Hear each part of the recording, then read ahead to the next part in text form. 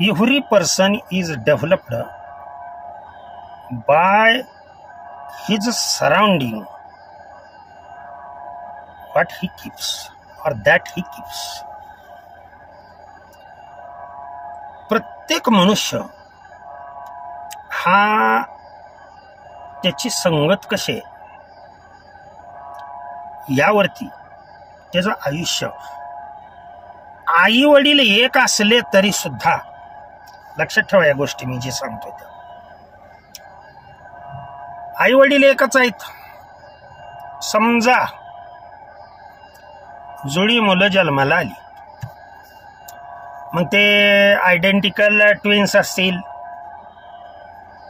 किंवा एक मुलगा एक मुलगी असेल किंवा दोन्ही मुली असतील,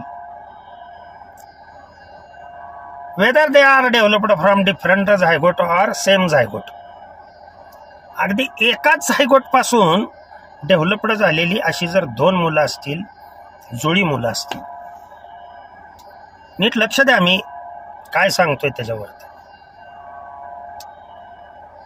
तुम्हाला एक पाठीमागचा मी किस्सा आवर्जून सांगतो. एक 3 वर्षापूर्वी एक मुलगा आदल्या दिवशी जन्मला आणि एक मुलगा दुसऱ्या दिवशी जन्मला. एकाच आईच्या उदरातून कसं घडलं ते मी सांगतो तुम्हाला. हे 12ला 5 मिनिटं कमी असताना एका मुलाचा जन्म झाला रात्री, आणि 12 वाजून 10 मिनिटानं दुसऱ्या मुलाचा जन्म झाला रात्रीच बर. मग एकाची जन्मतारीख अगोदरची, दुसऱ्याची जन्मतारीख दुसऱ्या दिवशीची. भगवंताचा खेळ कसा असतो तो बघा. कारण ज्याच्या ज्या प्रारब्ध, एक म्हणजे मनुष्य जन्माला येण्यासाठी पूर्वजन्मीचं खूप पुण्य लागतं, पण बुद्धी देताना, ज्ञान देताना देवाने कुठलाही भेदभाव केलेला नसतो बरं का, लक्षात ठेवा. मनुष्य देहाला, नाहीतर मग चुकीचं ठरवावं लागेल ते वाक्य. मनुष्य देहीचे ज्ञान अगाध जाण. ज्ञान देताना तिथून देवाने अत्याचार केलेला नाहीये. तुला मिळवण्यासाठी हा प्रत्येकाचं प्रारब्ध वेगळं असेल,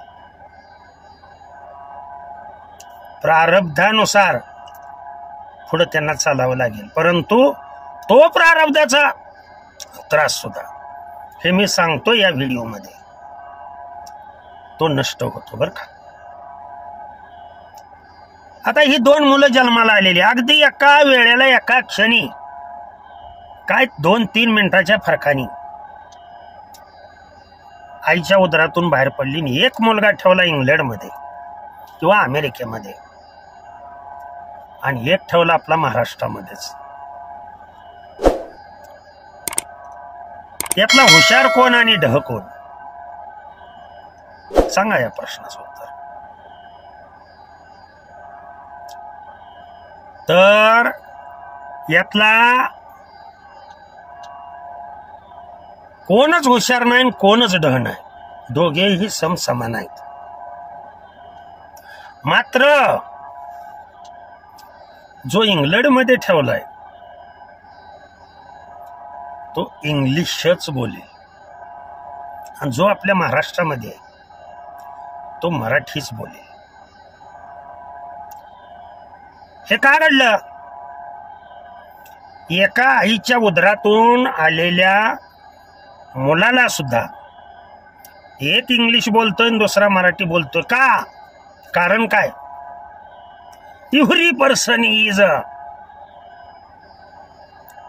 developed, produced, or nature of every person is decided by nature where they keeps. आलं का लक्षात? तुम्ही कोणाच्या सानिध्यामध्ये त्याला ठेवताय ह्याच्यावरती अवलंबून असतं.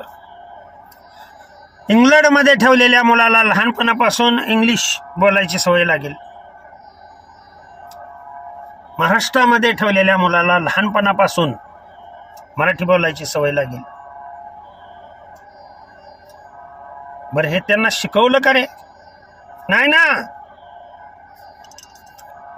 त्यांना शिकवलेलं नाहीये. नॉलेज, ज्ञान is acquired by that person by his own experience, and that's why it is called as experience. He is the best teacher. लक्षात ठेवा. कुठल्याही क्षेत्रात जाऊ द्या, आमच्या वारकरी संप्रदायामध्ये जरी आला तर वृद्ध कीर्तनकार जे आहे ते श्रेष्ठच. खूप काही एक्सपिरियन्स असतो त्यांना, आणि मग तो एक्सपिरियन्स पुढं तुम्ही चालवायचा असतो. आणि तो एक्सपिरियन्स चालवण्यासाठी तरी संप्रदायाची निर्मिती आहे, लक्षात ठेवा. आणि एकमेव असा जगातील संप्रदाय आहे वारकरी संप्रदाय, की जिथे सर्वभूती पाहे एक वासुदेव,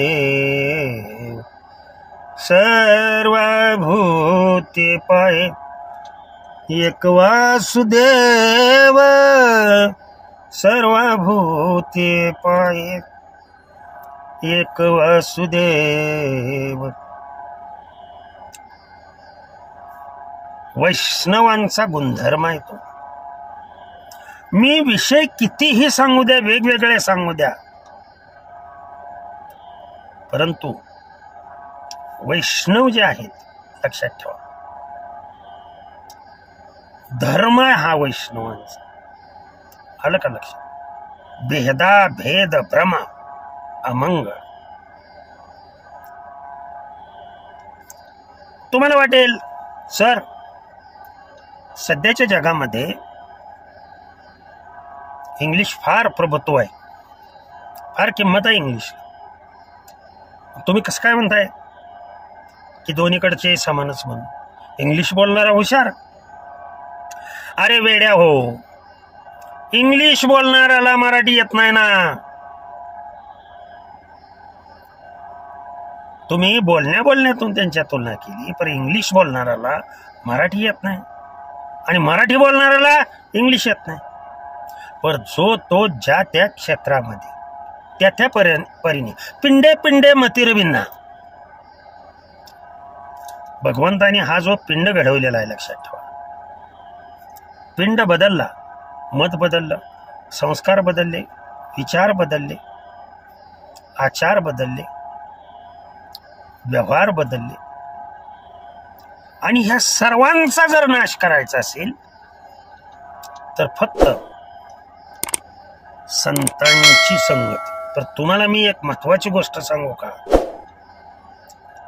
जे असे सांगतात ना, तुम्ही संतांची संगत करा, भगवंताचं नाव घ्या, त्यांचाही लय मोठा एक ड्रॉबॅक आहे.